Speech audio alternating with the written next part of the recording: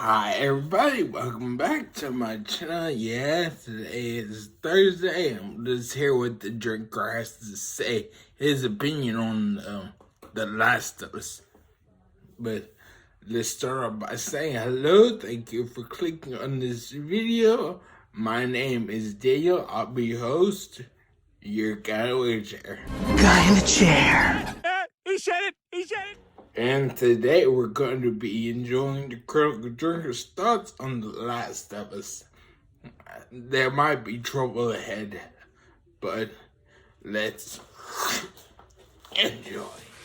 I think it's fair to say that video game adaptations haven't always had the best track record over the years. Yeah, there's been occasional gems like Arcane, Mortal Kombat, and of course, Street Fighter. Of course! But there's also been the Resident Evil movies, Resident Evil Welcome to Raccoon City, and Resident Evil on Netflix. Seriously guys, how difficult is it to adapt a game series that's literally based off of B-grade horror films? Give me like one weekend and I could probably do it for you. Anyway, then along came The Last of Us on HBO, a show that I went into with no small amount of trepidation. Could it possibly hope to capture the spirit and raw emotional impact of one of the most highly regarded games of all time? Could the actors do justice to such beloved characters? Would it stay true to the original game's themes and ideas, or try to warp and alter them to make them more acceptable to modern audiences? Would it finally prove that video games are a legitimate storytelling art form on par with the best that Hollywood has to offer, or would it be just another lazy attempt to cash in on a popular franchise without understanding or respecting what made it good in the first place? Well, now that we're a few episodes in, I feel like I'm in a position to give an initial assessment of the show's merits, and my opinion so far is, well, muted appreciation for what I've seen, with a few concerns about what might be coming up. Overall, I think The Last of Us is a competent, intelligent production with good performances from a mostly capable cast, decent direction and production design, and a relatively faithful and respectful attitude towards the source material. Now, you might have noticed that the one thing I haven't said is that I personally like this show. I find myself watching it as someone might regard a slightly bland but competently made painting in some art gallery somewhere, recognizing the care and skill that went into producing it, but feeling no real personal connection to the work. Or in less pretentious terms, going on a date with someone that should in theory be a perfect match for you, only to find that the vital spark of attraction just isn't quite there. It's an interesting little conundrum, and one that I'm going to try and explore further on in this review. But in order to do that, I'm going to need to offer up some kind of context for this analysis. So grab your 3-iron and let's tee up this plot summary. Sorry, couldn't resist. So The Last of Us takes place about 20 years after an apocalyptic pandemic caused by a mutagenic mind-controlling fungus that infected most of the world's population almost overnight. Those who weren't killed in the initial outbreak were turned into decomposing, zombie-like monsters, operating as a kind of collective hive mind with no shred of their former intelligence or humanity. A bit like your average Tumblr user, only with better personal hygiene. The human survivors mostly live in fortified quarantine zones now, run by what's left of the US government, where life is harsh and supplies are scarce. However, a resistance group known as the Fireflies have been stirring up trouble, attacking convoys and bombing government facilities. Their goal is to overthrow the government and restore freedom to the quarantine zones, and the centerpiece of their plan is Ellie, a 14-year-old girl with a natural immunity to the virus. Their plan is to smuggle Ellie to a Firefly research lab on the other side of the country, where they can use her to produce a vaccine, allowing humanity to finally overcome the virus and begin to rebuild civilization. And in the midst of all this shit is our main man Joel, a cynical, middle-aged smuggler who lost his daughter on the first day of the outbreak and now exists as a hollow shell of his former self. Joel's been trying to get in touch with his brother Tommy, he's now in Wyoming, but when he fails to respond to radio calls, Joel and his partner Tess decide to head out there and find him. Unfortunately, their plan to buy one of the few remaining car batteries left in the quarantine zone goes tits up when their supplier double-crosses them, and they end up walking right into the middle of the Firefly operation to smuggle Ellie out of the city. It's all a bit convoluted, but the gist is that now it's up to Joel and Tess to get her to the research lab instead. It doesn't work out too well for Tess though, and so begins their epic cross-country adventure through perils and challenges to deliver Ellie to a safe haven, along the way developing a father-daughter bond that'll ultimately get tested to its limits. On the face of it, The Last of Us does a lot of things right, and there's definitely plenty to praise here, so let's do exactly that.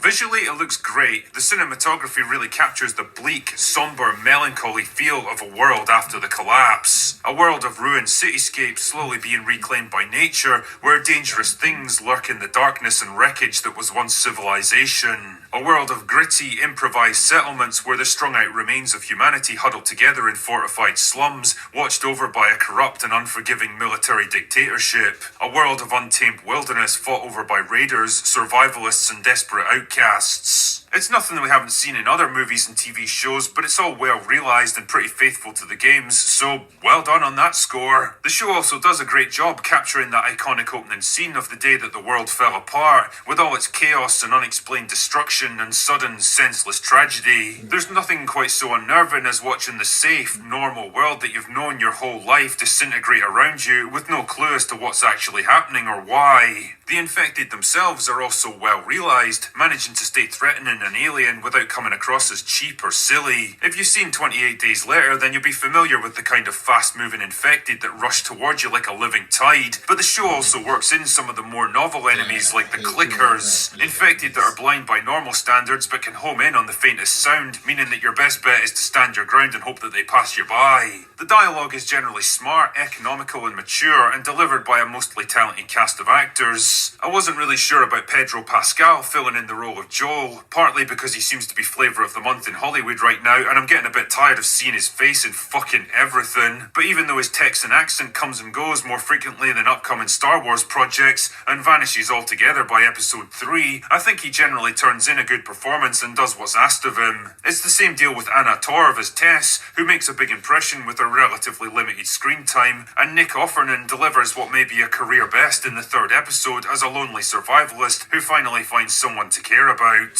Unfortunately, I can't say the same about Bella Ramsey as Ellie. Not only does she look nothing like Ellie from the games, which I could live with provided she could at least capture the character's personality, but she doesn't seem able to, well, act. She's got roughly 2 emotions that I was able to pick up on: mild anger / frustration, and weirdly chirpy, not a care in the world good humour that's completely at odds with her situation. And her portrayal just feels so shallow and simplistic compared to the game version. The thing that made Ellie from the games so compelling was her combination of defiant hostility and innocent vulnerability. She was fiery and snarky, but she was also compassionate and protective, and the more time you spent with her, the more you got to know the real person beneath, and as a result, the more you came to like and care for her. This Ellie seems to have the opposite effect, in that the more I see her, the more I find myself rooting for the fucking monsters. She's brash and annoying, arrogant and overconfident, consistently ignoring everything Joel says, even when it's clearly the right course of action, dominating most conversations with a self-confidence that's ridiculous for someone of her age, and rarely showing any kind of fear or intimidation despite the terrifying situation she finds herself in. She has close encounters with nightmare-inducing monsters with barely a reaction. Instead of being the junior partner of a father-daughter relationship that slowly evolves over the course of the narrative, she acts more like one of Joel's peers, interrogating him for information, acting independently in dangerous situations,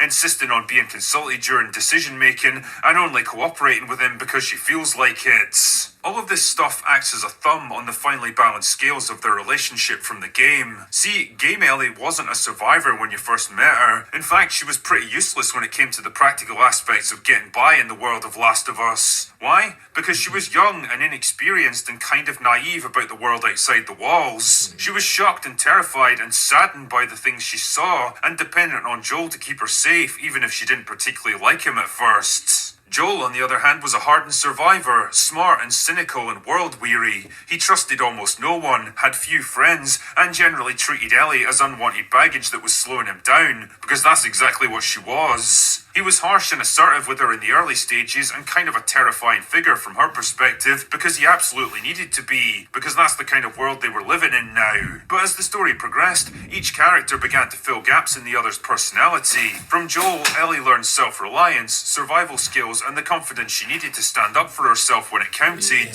Her arc was a coming-of-age story about letting go of her youthful ignorance, and learning that the real world was a more complex, dangerous, and morally grey place. Joel made her hard hard and tough enough to stand on her own 2 feet. And from Ellie, Joel learned compassion, protectiveness, and paternal love. Because of her, he rediscovered his humanity. Each character gave something of value to the other that they needed.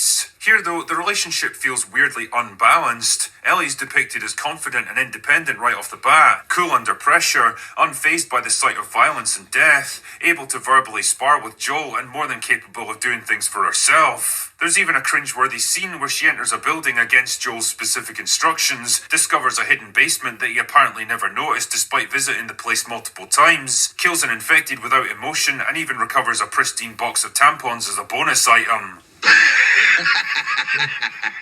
I mean, I get the point you're trying to make, show. I'm just not sure it's a point that needed to be made. Like I say, all of these little elements undermine that perfectly balanced relationship dynamic from the game. Instead of 2 flawed people who each learn things and complete each other, now it seems more like Joel is the flawed and weak one who needs a far more capable and confident Ellie to fix him. And it reinforces my suspicion that this show is going to take its narrative cues from Last of Us Part 2. Why is that a bad thing? Well, it's not just because it's eventually going to lead us to this big slab of beef. Those of us familiar with the games will remember the insidious little changes and retcons that were made to Joel and Ellie's character and relationship to justify the, thing that happens to him.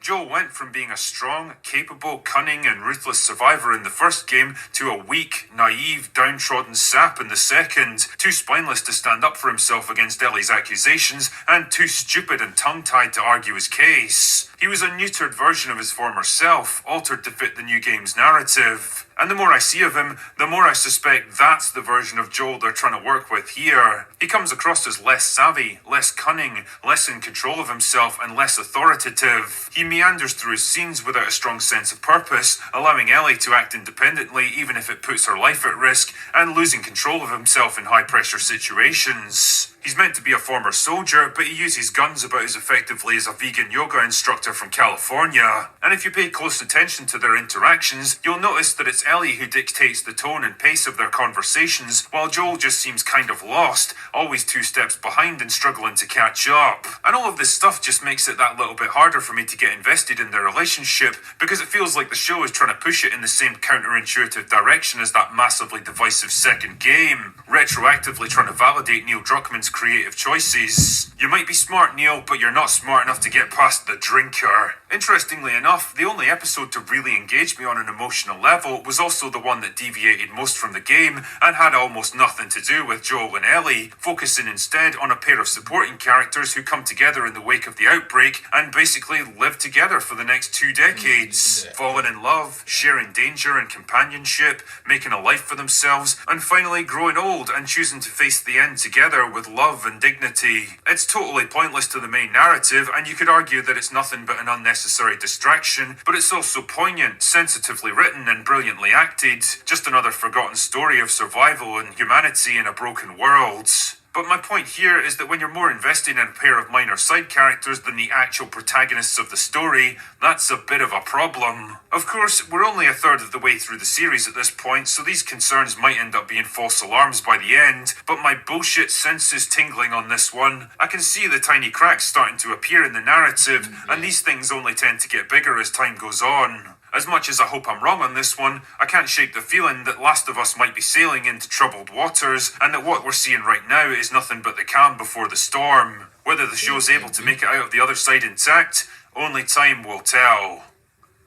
Anyway, that's all I've got for today. Go away now. Hey guys, I hope y'all like that with the drinker's thoughts on The Last of Us. I have a feeling this show is gonna be awesome, but I could be wrong. You might feel different, but it doesn't matter. Everybody's opinion is okay. But if you like it, don't forget, get a big thumbs up, comment down below, and then finally subscribe for more. And if you like, and if you want, click the notification bell to be notified every time I post a new video. And share. Bye. Bye.